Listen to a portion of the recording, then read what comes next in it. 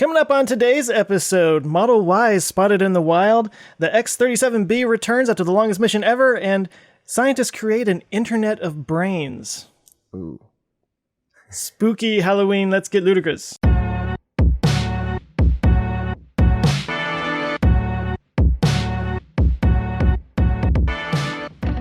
Hey there, and welcome to Our Ludicrous Future. This is the podcast where we talk about all the cool future stuff that's happening today. It's going to make tomorrow totally ludicrous. We're recording this on Halloween, so there was a Halloween reference. You're probably listening to this after the fact. But anyway, I'm Joe Scott from the Answers with Joe YouTube channel. With me back from Europa. Well, just Europe. That's not that far away. Tim Dodd. Yeah. Hi, it's me, Tim Dodd, the jet-lagged astronaut. Oh, man. From the internet. And also we have Ben Solins. What's up, guys? It's Ben Solins from Teslanomics. How are we doing? So, did you really just get back, Tim? I got back like 30 hours ago or something. I don't know. I slept great the night I landed, or I guess I've been back for 36 something. I landed, got home, went to bed at like 9, woke up at like 7, got a great night's sleep. Then last night slept 3 hours. Just woke up wide awake at 3 a.m. or something stupid. Now, are those metric hours or imperial hours? Because you have to translate between... Martian hours. Oh, okay. Souls. Souls. Yeah. How was No, it? Souls a full day. This was a vacation thing. This wasn't a... Yeah, it was kind of just like a vacation / like just take photos and kind of do the hobby aspect of photography again for the pure enjoyment of it, and just a nice little getaway. Just kind of try to turn off. It was great. I went with my friend Neil. We went, and Neil's also a photographer, so we have the same interests. Like, we're both really into like castles and stuff. And we had gone to Europe about 3 years ago, and did kind of a similar thing. And so we just repeated that trip. We got tickets super, super cheap. Like in the middle of summer, we got tickets for $350 round trip. And, we were like, let's just go to Europe and chase castles again. So we did. And we were in Vienna and southern Germany, and it was awesome. And I had a little meetup in Vienna, and a bunch of people came and said hi, and that was super fun. So it was cool to meet some European fans. Oh, cool. Yeah. Good times.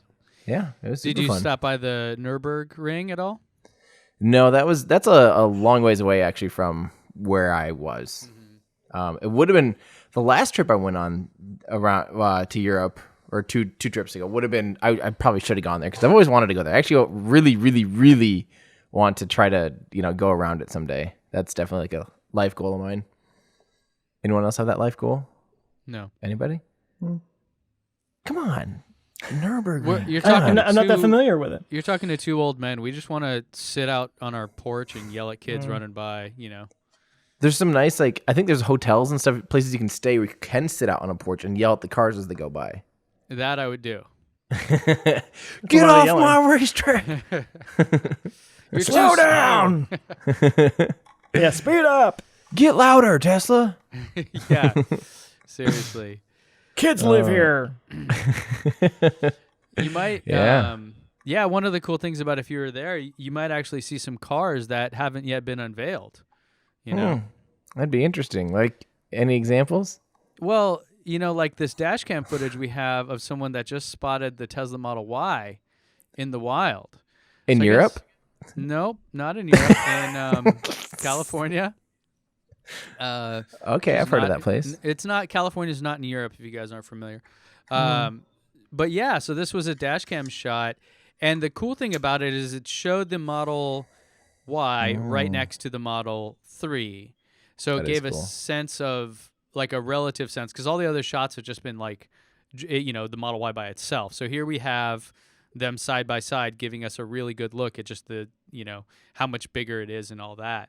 And yeah, I thought this was a pretty cool thing, so I thought it'd be fun to talk about. What do you guys, did it convince you to get rid of your Model 3 and go Model Y? Not necessarily, but I was thinking when they did the Model Y reveal, it was kind of, no, they did the sexy thing. So it was sitting next to an X. It wasn't sitting next to the 3. And I remember thinking it looked about the same size, but this is a better comparison because they're right next to each other. You can really see it. It's significantly taller. Yeah. Well, I actually have a pre-order for a Y. Oh, you do? Yeah, I don't know if I'm gonna do it, but I just thought, it was on announcement. I just did a pre-order. I would love to have a hatchback. Like that would be, wow. From the front, it looks identical, doesn't it? Yeah. The back definitely looks more X-ish though, but the front, wow, just straight up looks like a Model 3. But I would love to have a hatchback and just a little bit more cargo space. But the only thing is, man, I love road trips. All that matters on a road trip is your watt hour per mile. And it would be slower for me to road trip in that car than it would be. Forget the range. Well, it's going to chew up more miles. Yeah, it also has quite a bit less range. So in addition to being less like the drag being more on this, it also would have less range. So both of those things would work against you on that scenario. Yeah. Unfortunately. Well, maybe if we get more V3 superchargers, maybe it won't be as big of a deal. Yeah, that's fair because those things, that kind of negates any of that, right? Yeah, just at that point, who cares?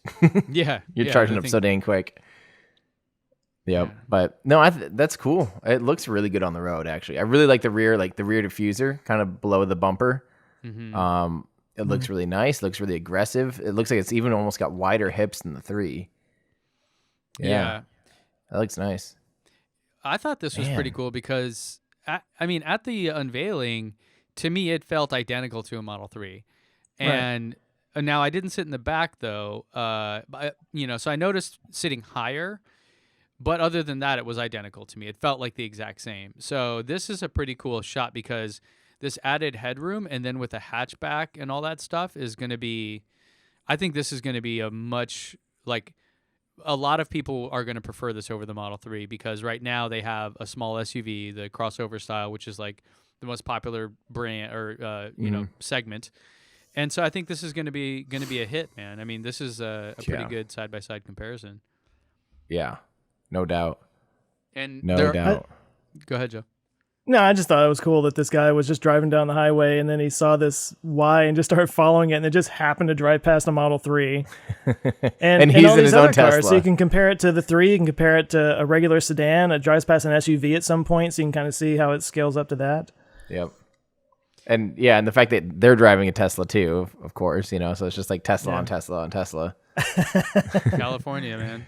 Yeah, it's true. It's crazy. No, that's awesome. I like that. Yeah, and then other, just in case people didn't catch any of this recently, but the Model Y from the earnings call they mentioned is ahead of schedule, so they're looking at summer of next year instead of fall of next year. We'll to be determined. Tesla, I mean, they seem to be getting better with their timelines, but I think they've got a lot of time to prove that that we believe these timelines. So we'll see. But hey, that's good news. That also indicates that the manufacturing stuff is coming together quicker. It's like anything. After you've done it once in a few times, you get better and better. I've got a second kid now. It's like, oh, this is easy, right? It's like the first one, it was like, oh my God, what's happening? The world is crazy. Now it's like, oh yeah, there's another one there. So I'm stoked, man. I mean, this is coming to market. It will have a power lift gate. This was a big question. Elon mentioned it at the unveiling. Nobody believed him. They wouldn't let us open the power lift gate at the unveiling. Franz recently went on Ride the Lightning podcast from Ryan McCaffrey, which if you guys are Tesla nerds, you should totally go check out. It's fantastic. And he confirmed it yet again. So power lift gate, hatchback, bigger. Like, this is an awesome, awesome car here. Dang. Cool. Seems like that's a pretty good deal, actually. And it's cheap. The price went down significantly. When I first configured mine, it was like $67,000 or something. And I went in and kind of reconfigured it because when they lowered the Model 3 price, they also lowered the Model Y price. So when mine now, I did go from the performance model to the non-performance model. So it went from 60-something thousand, 64, 65, down to 54. So, it's a much better deal there. Huh. That's crazy. That's actually surprising for how many features it has and everything. Dude. Yeah. I can't wait to see it. I want to do side by side with. So we'll have the plan currently is that we'll sell Jenny's Model 3 and she'll drive this. So we'll have an X and a Y. And of course, I'm going to do a video comparing those side by side because I think that'll be a really cool like showing people the main differences. You know what I mean? Yeah, Mm-hmm. definitely. Trying to fit kids in there and stuff like that. So yeah, awesome. Tesla stuff is happening, man. Pretty cool. Sweet. So while we're on the subject of Tesla, can I just kind of bring up something? Yes. This was unplanned. So like Tesla, Kim over at Like Tesla, Ben, you're friends with them. They had a video, I guess it was yesterday, that was basically talking about all the keying that's been happening with the people catching it on Sentry mode and everything. I don't know. I kind of wanted to just bring that up. It really kind of struck a nerve with me because this is the first car that I've ever had that could remotely be considered luxury, or fit into that segment, or be the type of car that people be like, screw this guy, that kind of thing.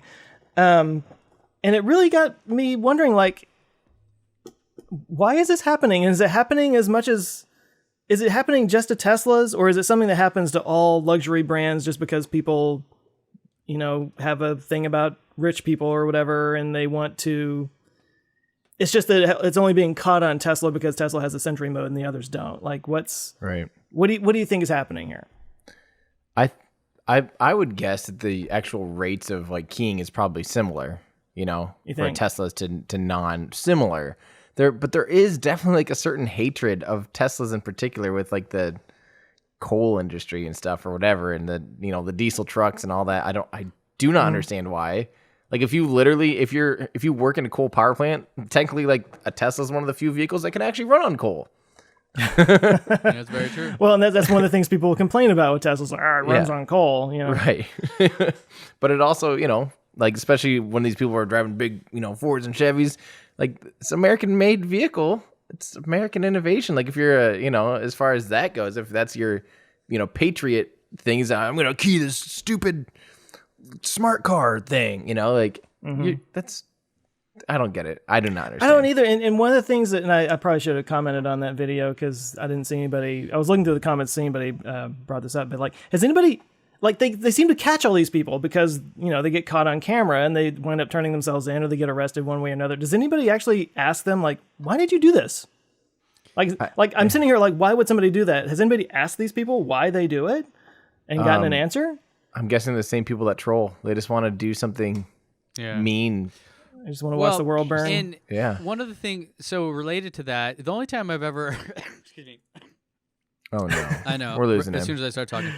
The only time I really, prior to Tesla stuff, of someone that had their car keyed or whatever, it wasn't about the car itself. It was more like, that guy was a jerk, he cut me off, or he stole my parking space. Right. It wasn't.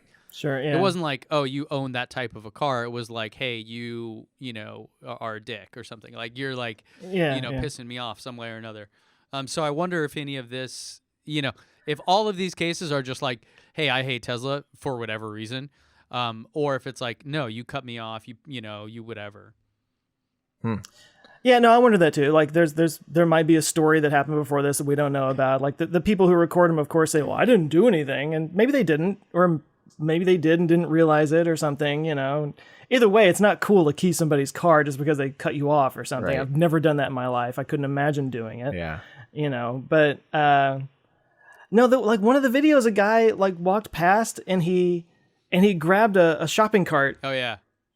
And just like rammed it into the car as hard as he could and then just walked away. And it's like, what the hell? Yeah. Like, why would you do that? I mean, to a Tesla or any car, like, why would you do that? Have you seen this Twitter account here? Sentry Mode Most Wanted. I haven't, No, but I I love haven't. this. Yeah. And in fact, so I've actually been working on something too. I'll bring it up here because I don't know how far it's going to go. Maybe if people care and they want to help. But one of the problems I found with Sentry Mode is the false positives. You park on a busy road and you come back an hour later and you get 50 notifications. And you're like, okay, let me look at my car. Okay, it seems fine. I don't know. Did something happen? Did someone poop on my car and wipe it off? Like what? You know what I mean? Like, how do you know? Yeah. It's impossible. And I know they have some people have made apps that let it, because right now it's like kind of impossible to find this stuff, right? You'll get, for every event, you get 4 video clips, I think. So if you got 40 of them sitting there, for an hour times 4, you're at 160 video clips to scrub through and figure out what happened. Right. It's impossible. Like, you're not going to do it. So even though there are apps to help with this, it's still kind of a pain. So I've been working in my paternity leave here on actually a machine learning algorithm that would scan all the video clips and find when stuff happened. And it's open source. I'm putting it on GitHub and all that. But so far the results haven't been great, so I have to kind of tweak it a bit. But I would love, and if anyone out there is listening is a machine learning or even just Python programmer that wants to help, hit me up on Twitter or whatever, because I think it'd be cool if we had a service like this where it's like, hey, a bunch of stuff happened, click a button, have this AI type thing scan it for you, and just say, hey, it looks like someone touched your car in this video clip at this timestamp. So I've been working at it, but right now it's just like, it'll scan a whole like video clip. It's like, car. There was a car in this video. Or there's like, tree. There was a tree here. Yeah. You're like, okay, this is not helpful. Like, The tree touched my car. this is the whole thing about AI and machine learning. It's like, it's only as good as the training data you give it. When you tell it, hey, here's something to look for, you can't just feed it random stuff and have it figure it out for you. You know, it doesn't really work. Or at least I'm not writing the code well enough for it to do that. I just wish, and surely this has to be along the way, and we talked about it before, but I wish Sentry Mode allowed you to see it on the screen in the car without having to take the thing out and go inside and plug it into your computer. It's like, you got a screen right there. Can I not just... And there's a little thing that says there was a thing that happened. I was like, well, show me. Yes. You know, why can't I just do that? That's coming. I think Elon's even confirmed that's coming. That, and it totally makes sense too. Yeah, that's why when I look at it, I'm like, how much time do I really want to spend on this thing? I just thought it'd be fun because I'm not a machine learning guy. Like, I've not spent much time writing code to do that. But I had, some time on paternity leave here, and a buddy of mine is like a machine learning guru. He has like books on it and stuff. And so he sent me one of his books, and I was kind of going through it, kind of learning all that stuff. So thought that'd be a fun application. Yeah. Well, I'll tell you, I hadn't really been using Sentry Mode that much. Not for any particular reason. I just hadn't been. And after seeing that video and seeing this collection of these things happening, it was kind of like, I think I'm just going to turn it on and leave it on. So for sure. Yeah. For sure. And it has that way. It has that ability to do location based. Did you see that too? Well, I saw that you can turn it off at home. Yeah. So that like when it's in my garage, it doesn't need to be recording all the time. But. That was my problem with it initially, is we had it on, but it's like I walk by my car to get to my other car, and it just, all day long is flipping out. I'm like, okay, this is annoying. Yeah. Yeah. Speaking of going home. Oh. Is that a good one? Let's see it. No? All right. We're just going to go back and forth between space and cars. How about that? Yeah. Maybe something new and spicy. Space car. Let me find which one this... Okay, so here we go. Have you guys heard? Speaking of spooky and home, there's a secret space plane that just returned from space after 780 days in orbit. That is the coolest shot right there. It really is. With the guys in the suits and everything, that's so crazy. Yeah, for those of you listening, you definitely need to see pictures of the X-37. So we're talking about Boeing's X-37B, which is basically literally like a top secret Department of Defense and U.S. Air Force space plane that goes up to space, hangs out there for now up to 780 days on orbit, which is unbelievably long. And then returns, and we don't really know what it does. And there's some pictures of there. The ones that I'm showing right now have guys in hazmat suits near it. That's because when it lands, it has hypergolic. It runs on hypergolic fuels, and its reaction control systems and its primary engines all presumably run on hypergols. Although the main engine might run on like a different type of kind of RP1 kerosene and something else, a different oxidizer. So the main engine might not, it only has a single main engine. That might not be hypergolic, but for sure the reaction control system is hypergolic. So therefore everyone wears these hazmat suits as they approach the vehicle and safe it. Because if you breathe that stuff in, you probably won't exist too much longer. Are you sure it's not because there's aliens on board? See, there might be. We don't know anything about this thing. They just go up into low Earth orbit and get all the low Earth orbit aliens that probably. You know, Yeah, see, I assume the hazmat suits are because they had a Demogorgon on board or something. Yes. But for those of you, like, I wish I had a picture of scale side by side of the X-37 compared to like a space shuttle. It is actually small enough that it was meant to fit inside the space shuttle payload bay initially. Which, can you imagine that, a space shuttle inside a space shuttle? Like, I just think that's like the coolest thing ever. like the Russian doll. It's like that, Yeah. or the exhibit memes, like, we know you like a space shuttle, so we put a space shuttle inside your space shuttle, so you can space shuttle while you space shuttle. Exactly. But what it ended up being, because this program actually started in like the 90s and kind of got shelved a bunch of times, then blah, blah, blah. But it ended up finally getting picked up. Let me mute this. Finally getting picked up more recently. And now it rides inside payload fairings. The last time it launched here for OTV-5, its 5th mission, it launched on top of a Falcon 9 rocket. And so they actually integrate this little space plane into a typical payload fairing. It was initially they wanted to have it fly like without a payload fairing, just on top of a rocket. But it was kind of like, this could be dangerous because, wings in the front of a vehicle can be really unstable, because if it starts to go off course at all, those wings will provide lift and want to go, Yeah. So basically they I don't know if you can see this at all, but it's always been super secretive. We don't honestly really know what it does. I mean, it can't be that secretive. We're like watching a YouTube video of it. All we're seeing in this YouTube video though is a payload fairing. Is this Area 51? I mean, but they've got like a big old, like icon for it. Like, But what do you know about it? it's got a patch. yeah, But A patch for the secret mission. it does though. But what's nuts? So because it's a little secret space plane, it has a payload bay. Just like it's literally a mini space shuttle without. There's no people on board. Obviously, 780 days. They wouldn't be doing too hot now. But it literally has a mini payload bay, just like the space shuttle. And basically, those open up as radiators, and then it has a set of solar panels that actually like extend on this arm.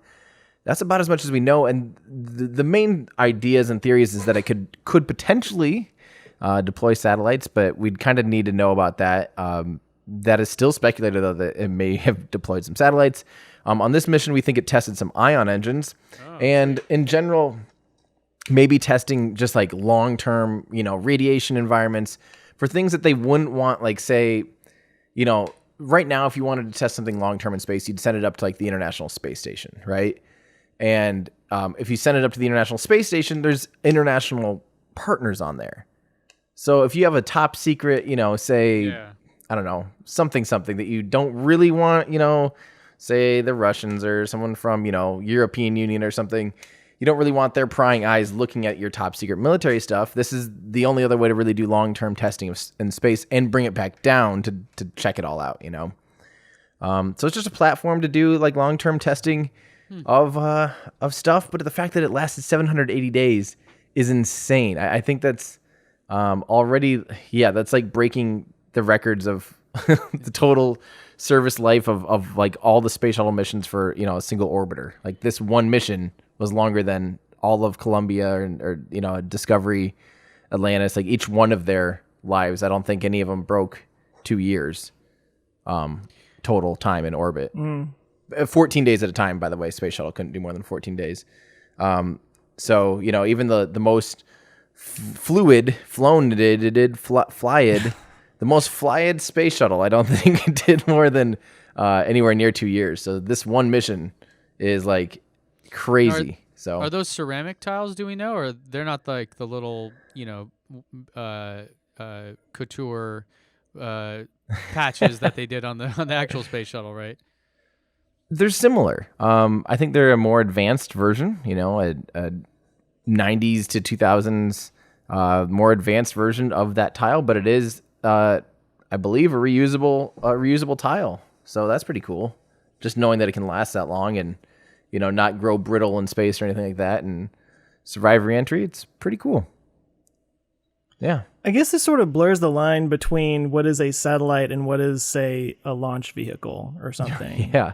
Because when you say it's been up in space all that time, I'm like, well, the Hubble's been up there for like 15 years or something, but probably more than that. But the Hubble's not coming back down, right? And then going back up again. Well, not yet. Right.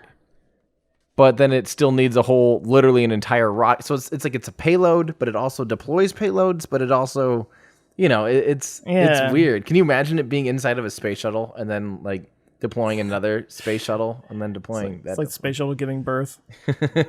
I really wish that would have happened, but I still think it's cool, and I hope that someday we learn more about the program because it is just generally pretty darn secret. Yeah, there you go, X-37B. Congrats on your longest mission, and good job, Boeing. I mean, it's pretty crazy, crazy little bird you got there. Now, have we ever seen a smaller version of anything, or do you think we're going to see like maybe a mini version of any of these things? No, I don't know what you're talking about. Tell us about mini stuff. God. That was. Listen to us. I tried. Listen to us for their content, not our segues. Yeah. Well, okay. So speaking of minis, the Mini Cooper, the BMW-owned company, now has got flown into space. Oh wait, no, sorry. That's actually what they deployed.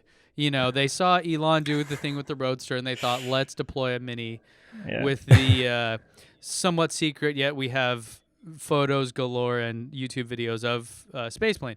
So apparently BMW, Mini had an electric car, and then the team said, let's go make a BMW electric car, the i3, the turtle with the bee sting thing, and then I love it.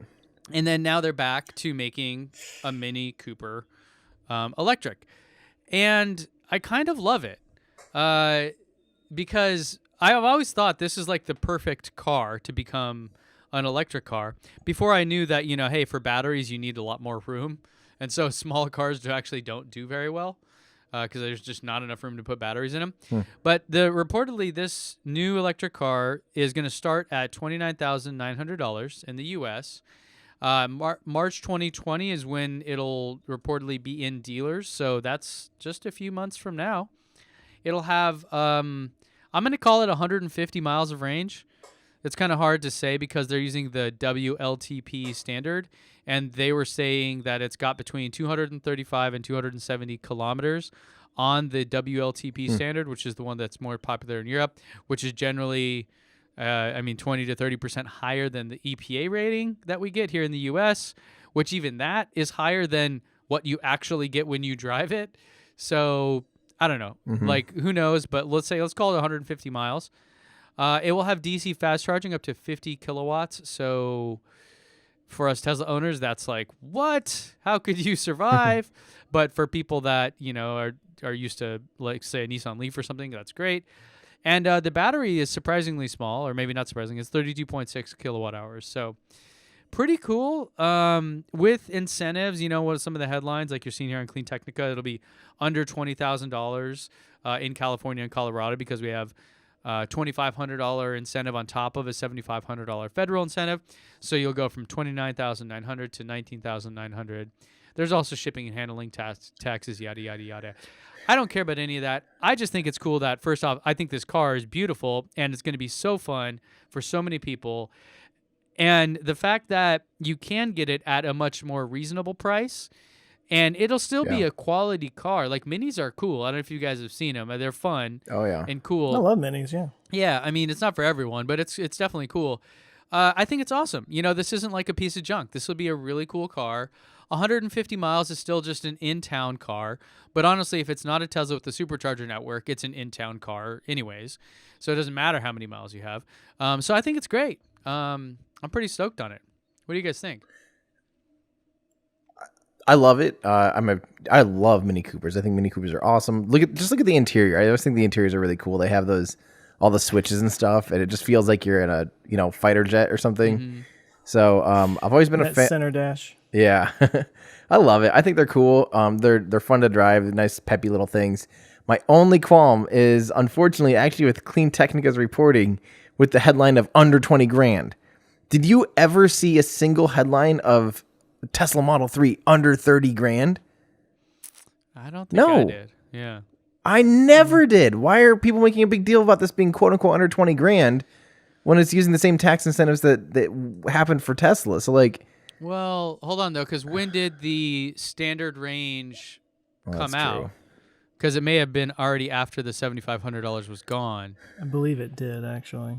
That's true. So you probably could have never gotten one under much under 40 initially. So they did have a $35,000 one for like a month, and then they were like, "Hey, people don't want it." You're like, right, because you only put it on the website for 10 minutes. Yeah. But then it was like 40,000 or 38,000 or something. So, But yeah, that might have been after the tax incentive. Yeah, so it wasn't would have the came full down to thing. like 30, maybe. Okay. But still, I just think that headline's kind of funny. Yeah. Like under 20. Like what? In any event, like so. But I'm glad that will get people clicking on it and thinking about EVs and thinking about the, especially if you're a loyal BMW or Mini fan, just even having an option, and for people 2-car garages, or 2-car households where one just drives around town every day. Yeah. Have the other one for road trips. That's a great option. Yeah. No, I've preached that myself. Like if you have 2 cars in your house, have one gas one for getting, going to see the family out of town, and one just to get to work and back. You don't need 2 giant gas guzzlers in your. Yeah. I mean, even a PHEV, the plug-in hybrid electrics, function like that as well, right? Where it's kind of nice. It's funny. I mean, people give, there's super polarizing, but I'm like, if someone's choice is let me buy just a full-on gas car or let me buy a plug-in hybrid, yeah, I think that's a step in the right direction.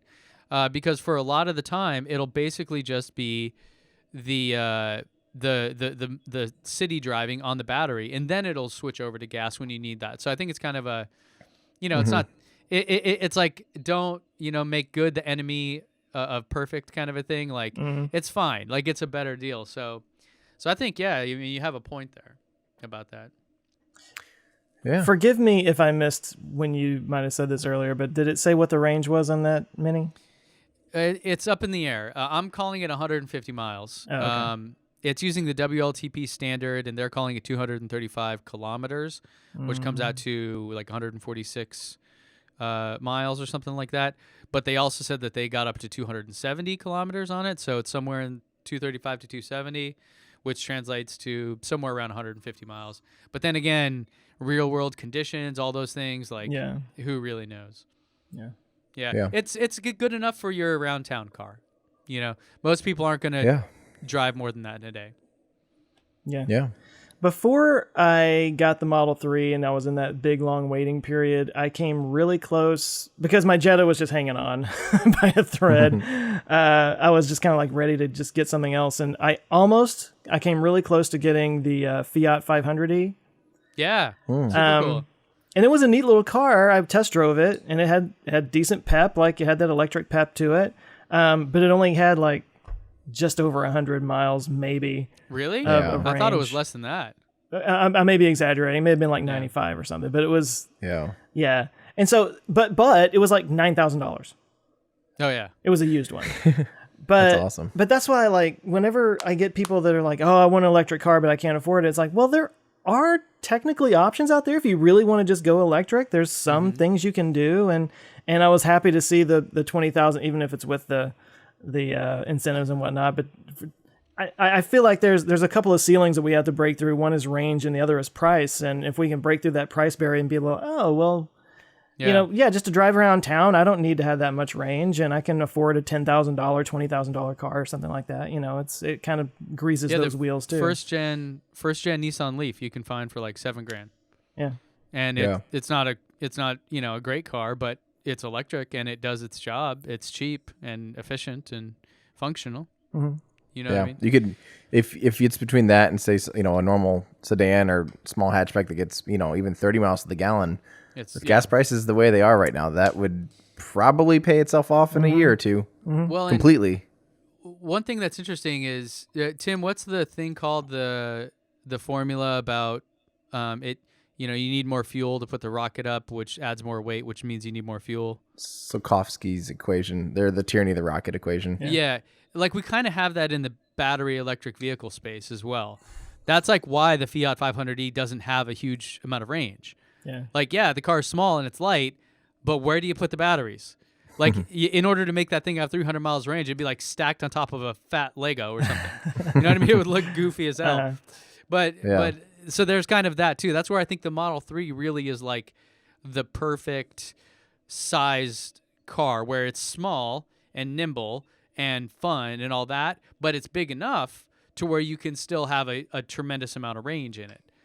You know what I mean? And also don't forget that, Tesla's used the whole entire floor of the car basically as a battery, more or less. And a lot of these, Fiat 500s, Mini Cooper E's, lots of times they're retrofitting a battery pack into his, existing chassis, and therefore like replacing the engine with a battery pack, and it ends up not being that big. If they did the full thing, they could probably get closer, but since it's not a ground up new infrastructure like say the BMW ID3 or something like that, it's just you're just kind of limited there, period. It's kind of like how the Tesla Roadster, the original Roadster was, right? They just had to retrofit it so the battery's not under you. You're sitting literally on the ground. It's insane. So it's like all behind you in the back. Yeah, it's nuts. Speaking of sitting behind you in the back. Oh God, I apologize, people. Tim. Let's just stop. Speaking of small batteries, did you know that we're about to deploy the world's largest battery in Queens, New York? That was I had a way better one, but go ahead. No, you didn't. Let's hear about it. No, you didn't. I didn't know what you were segueing to, so. Either did I. You started your segue with no destination. That's wherever it landed, it would have been just perfect. Okay. Whatever. Well, we'll talk about this because this our is ludicrous segues. This isn't Tesla or SpaceX, but this is future stuff that's pretty awesome, and it talks about renewable energy. In Queens, New York, and I'll just read a little bit from the article here because it summarizes it well. At a site on Vernon Ave in Queens, once was home to 16 gas-powered peaker plants. Those are the ones that spin up when everyone gets home from work. Which, by the way, if you're in the city that never sleeps, does people not ever get home from work? Is it just always peak demand? You know what I mean? Yeah. So all of these are being demolished. Only 2 of them are currently remaining. And they're going to make room for a few different battery storage systems that total 2.5 gigawatt hours. That's more than you have in your car. And this was a proposal that was approved last week by the New York Public Service Commission. So, yay. Queens, New York, getting some renewable energy love. I really wonder how much of an impact this is going to have, because it's one of those things that is like, so in the not breaking Bill's mind, the Bill Gates thing, he talked about it where it's like, batteries are great, but we cannot physically make enough batteries to power the world. It's just not possible. And the example he gave was like a typhoon comes through Hong Kong.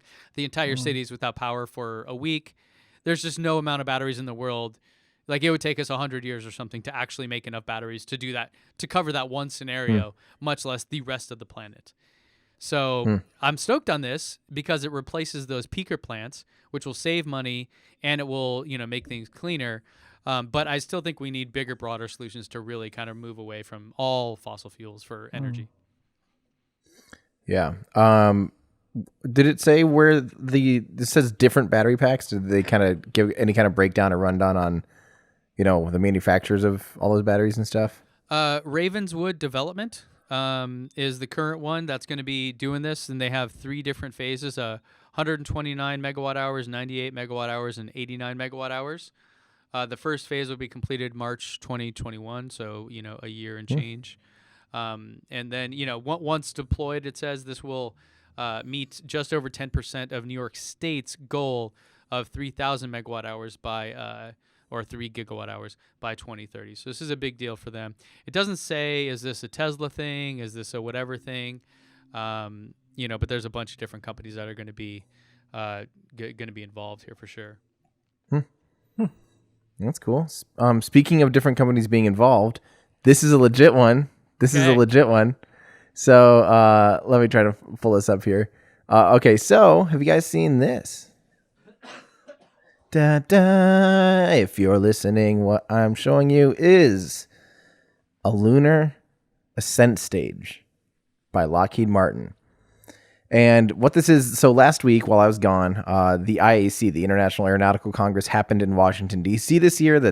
Each year they do it kind of wherever. The year before is in like Adelaide, Australia, or Germany, I think last year, Adelaide before, Mexico before that. So it kind of goes all over the world, and that's one of the cool things about it. But this year it was in the United States. It was in Washington, D.C., and we got a lot of cool news. But I think one of my favorite things to come out of this was Lockheed Martin and Blue Origin and get this, and Northrop Grumman and Draper. 4 companies are working together to basically finalize the lunar lander that would be for the Artemis program. So I don't know if you guys remember, a few months ago, I went out to DC actually and saw Blue Origin's proposal for the Blue Moon lunar lander. And what it really is literally just a giant lunar lander that's an open platform. The idea is to work with other companies, or even someday, maybe their own ascent stage, because it's just the lander. And you can put, robots on top of it and lower them down using these, cranes and stuff like that. Or the idea, you even could just put an ascent stage, a separate stage that would be able to take off and go into orbit from the moon. Just like the Apollo missions. Exactly. Just like the Apollo missions had a descent stage and an ascent stage. The cool thing is, this ascent stage is reusable. So it'll go back up and dock to the Lunar Gateway, and then get refueled by a refuel craft, all that stuff. But you can reuse this hardware, which is really clever. Okay, so the lander stays on the moon. The ascent stage goes up to Lop G and gets refueled, but does it have to have another lander attached to it to go back down? Yes, I believe the lander will be placed in, I believe, and I'm still trying to figure this all out, and maybe it'll clear up a little bit here. But basically, the lander will, I think, be in low lunar orbit. Then this will be docked to the LOPG, the Lunar Orbiting Platform Gateway, and then actually there's a descent stage for the lunar ascent stage that will get it down to the lander, I think. I don't quite know how this works, and I hope that we learn more about it. But basically, the descent stage is made by Northrop Grumman, and it's kind of based on their Cygnus capsule, and it'll put the ascent stage. It's got to be the ascent and the descent stage. They call it the transfer element vehicle. Yeah. So maybe the lander portion actually goes up and gets docked to it while it's on Lop G. While they have some attachments up there, they'd be able to, like, they'll have a robotic arm, like kind of a Canadarm thing that'll be able to, could probably do some of that integration and docking and stuff. I'm not sure. I need to look into this. I'm sorry, I haven't really had too much time to really dive into this, but all this would be for Artemis 3, which would be the first humans to go back to the moon since the Apollo program. And this is really looking more and more like, if you want to secure a contract with Congress, this is one way to do it. Have like 4 companies involved here, and Blue Origin's the prime contractor on this. That also still lines up with SLS and all this stuff. And in the world of cost plus of fixed price contracting, like this is the way to get it done. And hopefully we'll actually see this happen. And I would love that at this point, just because we've talked about going back to the moon for 50 years now, or 47 years, and it's like it's absolutely time. And at this point, I don't care if it's not the most efficient way, but at least this is a step in the right direction with a reusable upper stage and some reusable elements. The Lunar Gateway, when I talked to Jim Bridenstine at NASA, basically drilled it into me, and I think to anyone that watched the video, that the Lunar Orbiting Gateway is basically a reusable command module because it just stays in orbit. And same with this. It's a reusable ascent stage. So it's like they're making the right steps. It might not be as big and crazy, sexy, and new and shiny, literally, as Starship, but I like this a lot. I'm really excited by this. What do you guys think? I'm just very curious about the transfer and descent stage and ascents. Like, is it overly complicated? Do I just not get it? I guess we need to I need to see an animation of it before it's real. Yeah. That's what I need. Honestly, I need that too. I really want to, and I think I saw it somewhere. So I'll stop sharing my screen and I'll keep looking here while maybe someone else asks another question. Ben, maybe Joe, more questions. What are you even that? I don't even know what I'm looking at with that photo. It looks like a propane tank sitting on top of an ice chest or something. It's kind of. But yeah. Well, I'm really.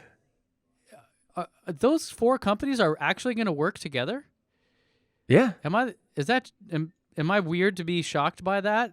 Like, all of those companies do not seem like friends. I don't think that's unusual for space travel. Really? Like that's what I'm wondering. If you look at footage from, I remember seeing the Apollo 11 documentary that was in theaters earlier this year. There were shots of the control center, and like there were all these different rows of people that it kind of went past, and they all had like Northrop Grumman, Lockheed Martin, Douglas, like they were all working from these different companies, and they were in together. I can't talk now, but yeah, they were. Yeah, no, you're exactly right. And even things like, the space shuttle had so many different contractors building parts for it, and SLS is the prime contractor is Boeing, but it has Rocketdyne engines. It has Lockheed Martin command module. The Orion command module will be on top of it. The space is a little different, I guess. Yeah. So like, could you imagine if it was like, hey, Google, Facebook, and Twitter all team up to solve the problem with political advertising? You're like, yeah, that'll never happen, right? Well, yeah. I mean, maybe Twitter set that tone. But this, if you're watching, you're seeing a picture. Basically, kind of. This is at least just helps you figure out. This is sort of like how that ice chest and propane tank, as you called it, Ben, will basically be sitting on top of the blue lander like this. And that's not exactly the most accurate, new image, but that at least shows it. Or here we go. This is a blue, this is Blue Origin's kind of mock-up of it. But so the bottom part, this huge stretch tank version of the Blue Moon Lander is this. Look out! I mean, this is big. Like when you see people here, this is large. They'll have to go down by that, that like how do they elevator. How do they launch off of the moon? I mean, I assume it's similar to how we launch off of here. Just this little tiny thing up here. That's what this Lockheed Martin thing. That's all this is the ascent. This is what gets them back into launching them off of the moon. That's all you need. And on Earth, we need this massive like pad to launch from. Yes. We don't really have that on the moon. As far as we know. No, and at 1/6 gravity and no atmosphere, you can have just a really rinky-dinky thing like this and go single stage to orbit. Yeah. No big deal. No big deal. SSTO totally possible, just not from Earth. No, that's totally right. That's exactly right. Even on Mars, the Starship will do SSTO from Mars all the way and then even to Earth with one stage. I saw Matt Damon do it just by poking a hole in his spacesuit. I mean, totally legit. And not to poke too much fun at Lockheed, because I've got friends that work there, a lot of friends that work there. But this just kind of made me chuckle. This is their Twitter feed. If you go Lockheed Martin /media, look at this: copy paste, copy paste, copy paste. They just pasted the same photograph to every reply in the entire world. So they posted this picture literally hundreds of times. That's awesome. Like it just keeps going. Just look at the picture. It was just a bot. It was just a bot, 100%. Oh, and then they do it. So if I go ask them a question, will they just respond with that? I don't know. What are people saying? Like, hey, what about I'm getting your breaking CEO news scandal? And then it'd be like, here's a photo of this. Oh, it looks like these were all some kind of automated. I'm getting breaking news and info from Lockheed Martin. What is this? Dude. Yeah, bots. What is this? Wow. Weird. We need to teach them how to social media. Huh. That's interesting. I don't know. But anyway, not to take away from the progress of the Artemis program, which, by the way, they basically, NASA kind of, and I haven't, again, read too much up on this, but the headline is basically Artemis 3, the first humans landing on the moon with the Artemis program would be 2 people for 6.5 days. And then I think the next mission already, they'd be looking at 4 astronauts for 2 weeks. Oh, wow. Whoa. Which would be a huge, I mean, already 6.5 days is over twice as long as the longest Apollo mission on the moon. So, 2 weeks on the surface of the moon, that'll be more science with 4 people doing it. That'll be more science than like all of the Apollo programs combined in one mission, basically, by a lot. Wow. And that's super exciting, especially because we're going to the South Pole to study lunar ice. Like, think about what kind of things we're actually going to discover. This all makes me actually excited for the Artemis program. Like, we're seeing some progress. And again, I know it might not be the most efficient use of money, but it's actually happening. And for that, I'm going to be extremely excited for, So I don't want to hear, we can all be mad about how overpriced SLS is and the Orion capsule and all this stuff, but at least something's finally happening. This will probably be the last, mission architecture like this where it is, isn't just commercial, where it is cost plus contracting instead of bidding out. But at this point, hooray, like, let's get it done. I'm excited. Yeah. So I have a question, Mr. Space Guy. So Artemis 3 is when they land. So I'm guessing there's an Artemis 1 and 2 that are uncrewed. 1 would be uncrewed fully, a fly around the moon, and I believe 2 would be basically that same mission with humans, just a lunar flyby. Okay, so there's not a landing, an uncrewed landing. That I don't actually know. I would actually, it might not be considered an Artemis mission, but maybe it'd be something like, Blue Moon test phase 1 or something, I have no idea. Would maybe, I would assume they'd actually want to do a lunar landing uncrewed, I think. But I haven't heard, and that kind of surprised me too. So maybe there'll be like a Artemis 2.1 or something that is the lunar landing phase. I don't know. I was just curious what honestly, that's the first time I'd ever heard Artemis 3 and that it had like different stages with numbers on them or anything. There's even a Wikipedia article now up, outlining the Artemis 3 mission. Like, I think that's really cool. I don't know. I'm actually getting more and more excited. The further and further we get into this, the more it's at least getting concreted, and the more excited I get. And I do have to say that this does still need congressional approval even for Artemis 3, but Artemis 1 and 2 are pretty much done and paid for. But assuming Artemis 3 gets congressional approval, it would survive the next administration change, which has never really happened in any modern lunar landing proposal. So if these checks get written, it's good to go, and we're going to the moon. And that makes me really excited. Awesome. How does this line up with Dear Moon and SpaceX things for the moon? Not at all. And that's, I mean, like, timeline wise. So actually, I wasn't planning to talk about this, but Gwen Shotwell actually said last week that they plan to land a Starship on the moon by 2024 or 2022. I mean, wow. Like, it'd probably be uncrewed, but can you imagine even if they land Starship on the moon in 2022 and bring it home? I mean, geez. Is that part of the idea? I feel like that thing's so big and heavy. Seems sketchy to land it on, because do we know, like, is the moon gonna, or will it like create a huge crater and like fall down or something? You know what I mean? That's actually being studied by SpaceX and NASA. Okay, that's one of the things that NASA actually gave them access to their scientists and everything to do a full study into landing a vehicle of that size on the moon. Right. Because you don't want to do that if there's things that we haven't considered. Again, like a giant crater that you can't recover from or something. Yeah. And or even, kicking up debris and making it go orbital and all these crazy things that who knows what could happen. So it's being studied, but really, like I said, even though, SLS and all this stuff might work out, at the same time, there could be a private company doing it for 1/100th the cost, potentially, literally. And if that's the case, then I think Congress will wake up and be like, okay, we're done here with Artemis, and we're just going to start doing Starship stuff, which would be great. That'd be a win-win.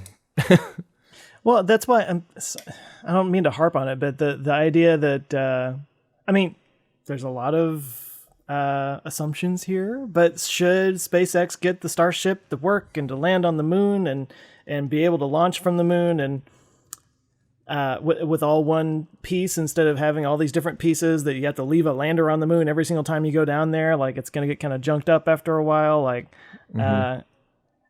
if they can prove that out, I just don't see how the other system that's so complicated makes any sense at all. Yeah. Do There's we a lot of have- ifs there. But. So, I mean, I think when are we going to actually build a pad or something on the moon? That's what I'm wondering. Like, when are we going to start constructing things on the moon? I think this is the start of it. Like, Yeah. I think the Artemis program and or Starship being able to routinely take things up to the moon, to the surface of the moon for very cheap, could be the start of actually having, sustained habitable and, scientific colonies or whatever kind of, habitats and things like that and infrastructure on the moon. It does. Yeah. So I wonder if either of you guys have studied this or just what the thinking was behind the ISS versus moon base.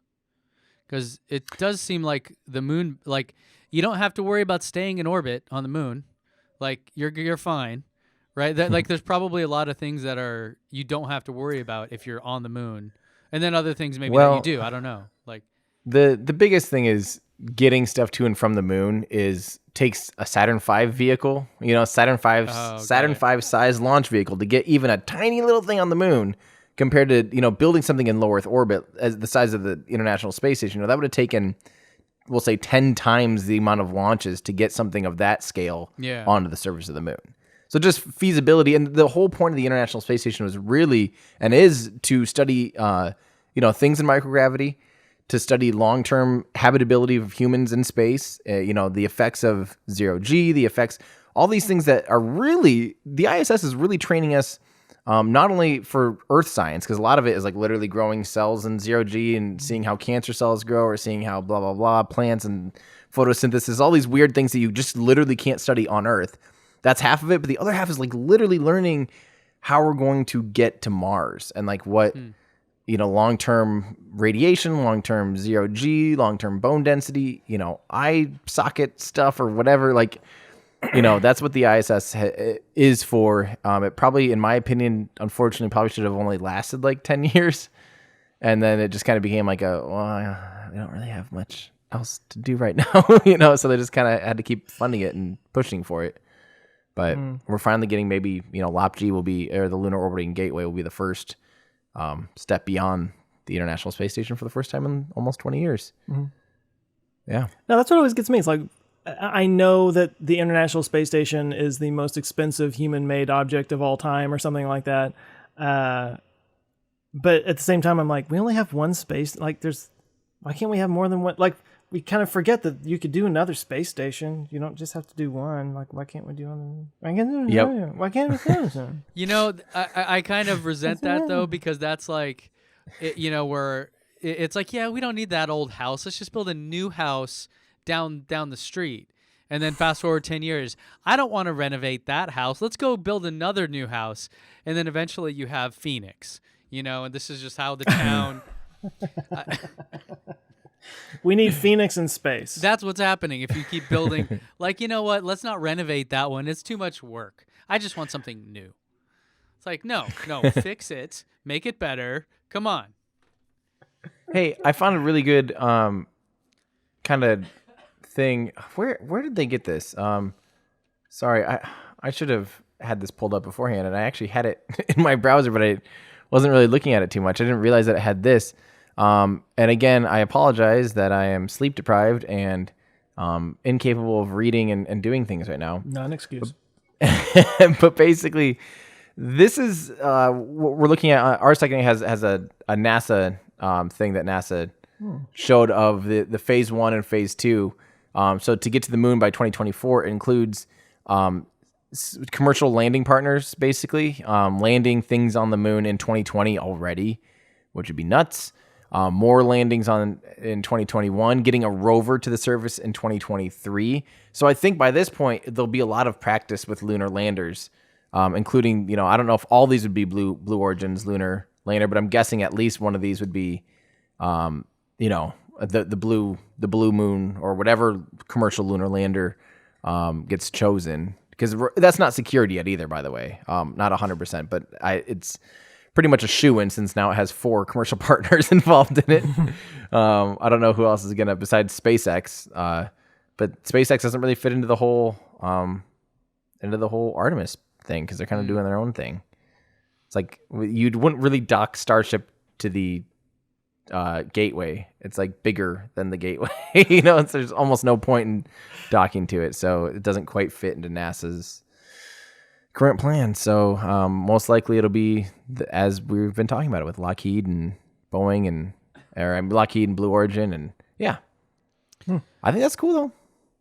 Speaking of docking things, I hear that there are some brain-to-brain docking things happening. Joe, That's a pretty good one. That was pretty decent. It's all right. Yeah, I'll And allow this is spooky Halloween sounding stuff. What are we talking about? So I want to give a shout out. This was actually shared given to me, by Wyatt U. Billingsley. So thanks, Wyatt, for passing this along. such a cool name. I wish I had a name like that. That is.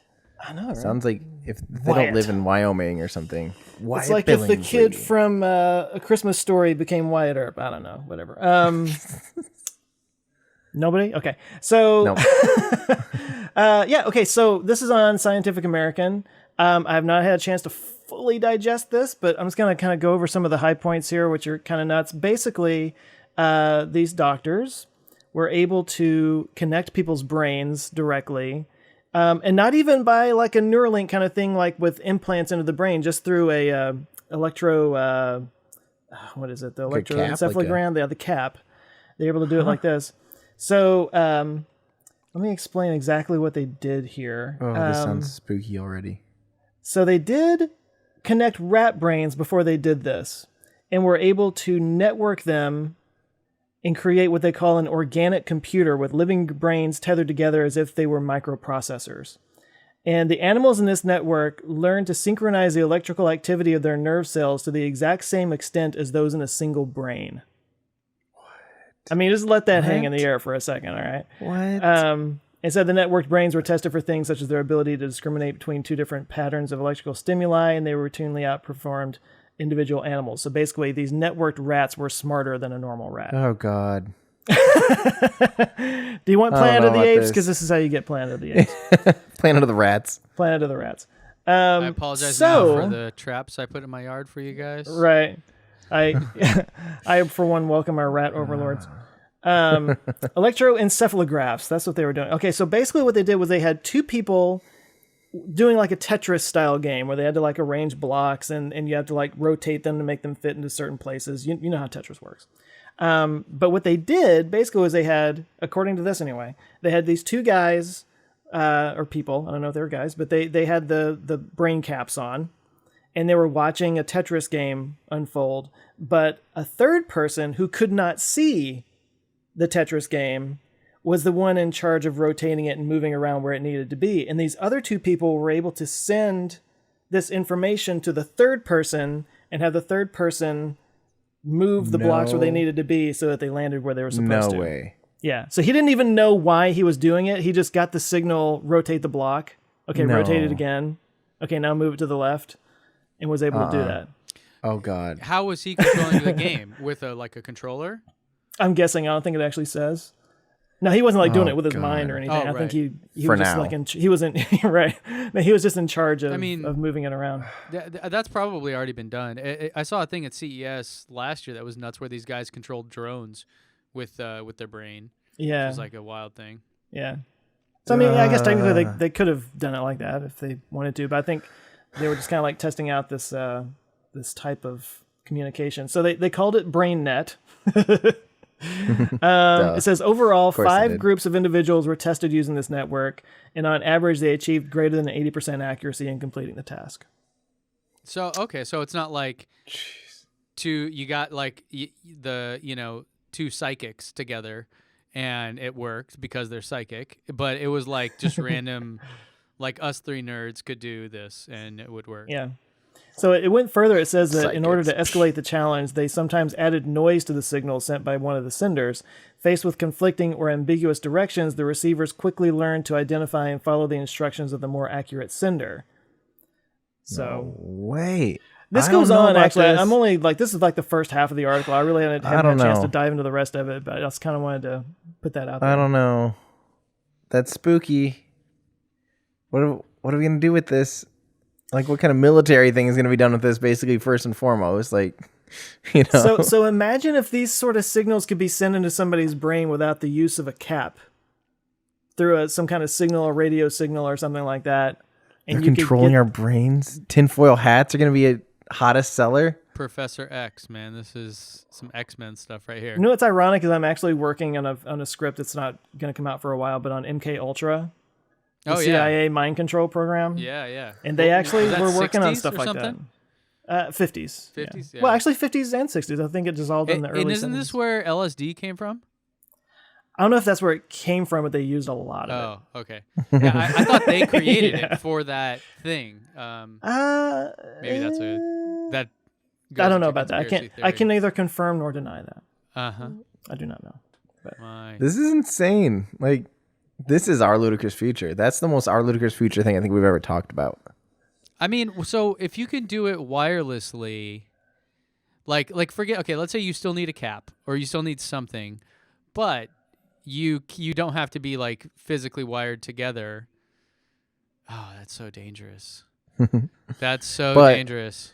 But I assume the resolution and all that stuff would be a lot more poor than an Neuralink and actually being wired in with like 10,000 high resolution little sensors embedded in your brain. That's definitely probably going to be a lot more accurate way, at least for the near future, until we get like a way to do it with like lasers or something. I don't know. Yeah, man, just think, this is so scary because like security in computer systems, we're just not great at. Just as we've never been great at it, we never will be great at it. There will always be ways to manipulate computer systems and all that. And when you turn that computer system and you plug it in directly to your brain, I'm just worried where that goes. Mm-hmm. Oh, man. So, I mean, what are the applications of this? There's obviously military ones. If you had like a drone watching above where these movements are taking place, you could send directions directly into the brains of the soldiers, telling them which way to go. Do we need soldiers anymore, though? I'm curious if we're even going to have them. I mean, I don't think we'll have them relatively soon. Yeah. It'll tell maybe I mean, I don't even know what you'll do with this besides like tell people your order online. Like if I'll just order Chinese food and I'll be like, done. Yeah. The person at the Chinese restaurant's like, oh, Tim needs Chinese food. I fully expect future generations to look back as like, you had to hold a device in your hand and look at it and poke at it with your finger. Mm-hmm. Yeah. What kind of caveman crap is that? Well, Like, that how whole did argument. you live? Yeah, well, that's the argument that Neuralink was making, was that we are already cyborgs, basically. Yeah. It's just that the input is so slow, and to just connect it directly is gonna. It's the Matrix, change man. things. It's the. It's the wildest thing about the internet. It's we've created ourselves our own simulation in our own other world, and this is our very low resolution interface to it, is what it turns out to be. But it's funny because I was having that conversation with someone. They said, well, actually, books and going all the way back to religious texts and everything were the same concept. So now we have an internet, and this is like a fake digital world, or maybe not fake, but it's like not our reality, but it's a new reality we created. But what is the imagination? And language itself has given us that same concept of like, here's a story, and your brain takes you there anyways, even with the most primitive forms of information transfer. So it's kind of like, this is just the evolution of the same thing we've been doing since we we're Homo sapiens. Yeah, no, the long view of it, that's exactly right. Yeah, like it's just further along the path, right? Actually, so I've just gotten into this book. I've just gotten started. I should have read it years ago, but Sapiens. Have you read Sapiens? Familiar with the book? Yeah. Nope. Never heard So of it. yeah, you've read it or you're familiar with it. I think I got the Cliff's Notes version from Blinkist. Well, fair enough. So, I mean, like I said, I just got started into it, and I should have read it a long time ago. But he's basically making the point at the beginning of the book that this whole cognitive revolution that we had, like we were just another species, just like any other species, for a very, very, very long time, millions of years.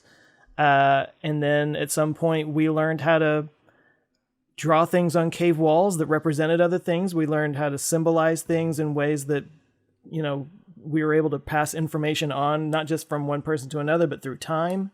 and suddenly we had a collective wisdom that started to form, and that's what kind of set us off in our direction. And I really do think that, like you just said, Ben, I think that this is just an extension of that, and it's just the next way that arrow is going, you know?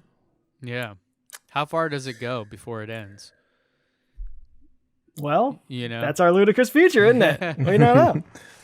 Speaking of how far does it go before it ends, I'm killing it today. Maybe I just need to never sleep. I was like, are we wrapping up this episode? Or? We kind of do need. We have a lot more to talk about still. So this is maybe one of the bigger news items of the week is Starship, not Star Hopper. The freaking Starship is moving out to the pad. Oh, and cool. and moved out to the pad already yesterday. which one of these is the one you're talking about? So Star Hopper's on the left. That's the one that already flew The and is water done. The water tower, and it's now just going to be a test stand for Raptor engines.